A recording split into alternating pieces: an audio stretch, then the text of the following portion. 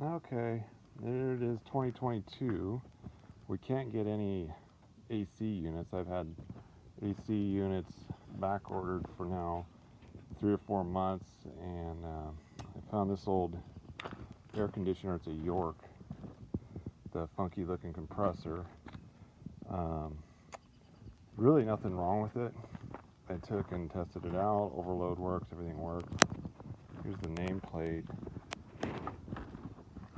You can see it's a 24, looks like a 2-ton unit, R22, but I put these controls in here. You can see I got a little overload, so if the thing trips out or the capacitors go bad, it'll lock it out, won't run anymore.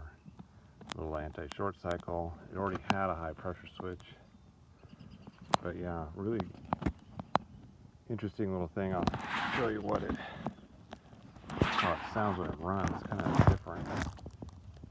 Okay, here we go. See it pump in for the extension. I just got it fan unhooked. But yeah, very interesting. As far as I could see, the capacitor was the only thing bad on it. I know it doesn't look like. It looks like the best I could figure out is that it was a 17 farad. You can see it's 17, and it's got a 5-17, but I couldn't actually find any part numbers that crossed for it, so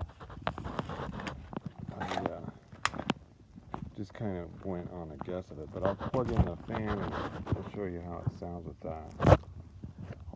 Okay, here's the fan. You can see it's a really unique looking fan, so we'll test it with the fan now, see how it sounds. I'm going to have to put this back into service because we can't get new ACs ready. So, here we go.